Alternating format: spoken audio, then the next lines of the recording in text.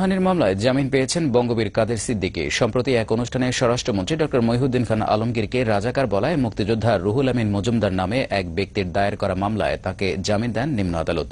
আইনজীবী নিয়োগ ছাড়াই সকালে মুখ্য মহানগর হাকিম আদালতে হাজির হলে জামিন আবেদন বিষয়ে মীমাংসা শেষে সাইফুর রহমান তার নিজ জিম্মায় এ রায় দেন। তবে এ সময় কাদের সিদ্দিকীর পক্ষে অর্ধ শতাধিক আইনজীবী আদালতে উপস্থিত ছিলেন।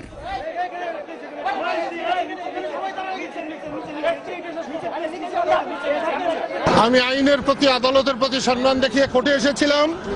আমি মামলা খারিজ চেয়েছিলাম, কিন্তু আদালত তারা বলেছেন যে আপনি আপনার নিজের জিম্মায় থেকে পরবর্তী আইনে পদক্ষেপ আপনি নেবেন। আমি সন্তুষ্ট হতে পারি নাই, তবু আইনের প্রতি, আদালতের প্রতি সম্মান দেখিয়ে আমি চলে এসেছি। এই দেশে যদি বিএনপির সরকার জামাতের নেতাদের গাড়িতে পতাকা তুলে অন্যায় করে থাকে, তাহলে আওয়ামী লীগ সরকার পাকিস্তানি হানাদারদের গাড়িতে পতাকা তুলে তার চাইতে হাজার গুণ বেশি অন্যায় করেছে। এর বিচার হওয়া দরকার। আমি এর বিচার চাই এবং সেই বিচার চাইতে আমি এখানে এসেছিলাম। রাজাকার বাহিনীর পৃষ্ঠপোষক ছিলেন বলেই স্বরাষ্ট্রমন্ত্রী ড মহিউদ্দিন খান আলমগীরকে যুদ্ধাপরাধী বলেছেন বলে দাবি করলেন কৃষক শ্রমিক জনতা লীগের সভাপতি বঙ্গবীর কাদের সিদ্দিকী বীরুত্তম। দিগন্তকে দেয়া একান্ত সাক্ষাৎকারে তিনি এ মন্তব্য করেন। আর জানাচ্ছেন আমিরুল মোমিনিন মানিক।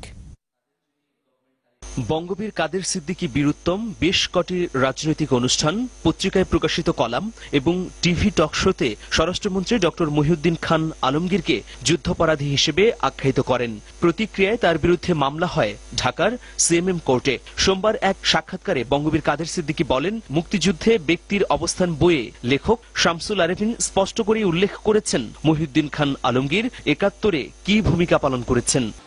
একজন ডিসি, এডিসি অত্যন্ত দায়িত্বপূর্ণ একটা পদ।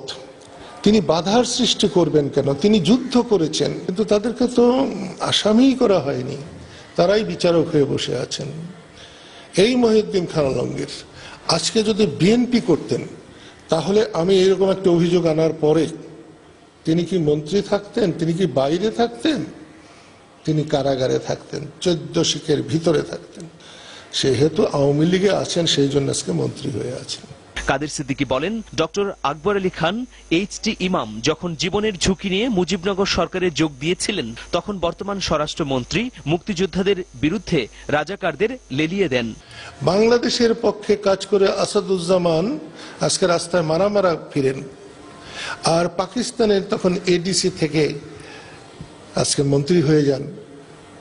যদি বিএনপি রাজাকারদেরকে মন্ত্রী করে অন্যায় করে থাকে, দরিদ্র রাজাকার, ক্ষুদ্র রাজাকার, তাহলে পাকিস্তানের সিএসপি অফিসার উচ্চমানের রাজাকারদের মন্ত্রিসভায় নিয়ে বাংলাদেশের পতাকা উড়িয়ে আওয়ামী লীগও সেই তার চেয়ে বেশি পরিমাণ অন্যায় কাজ করেছে। কৃষক শ্রমিক জনতা লীগের সভাপতি দাবি করেন, ময়মনসিংহের এডিসি থাকাকালে মহিউদ্দিন খান গণহত্যা, ধর্ষণ ও লুটপাটে মদদ দিয়েছিলেন। পরবর্তীতে গভর্নর মালেকের সহকারী হিসেবেও কাজ করেন। স্বরাষ্ট্রমন্ত্রীকে রাজাকার বলায় অপরাধ হলে জেল খাটতেও রাজি আছেন বলে জানান কাদের সিদ্দিকী। আমিরুল মোমিনিন মানিক, দিগন্ত টেলিভিশন, ঢাকা।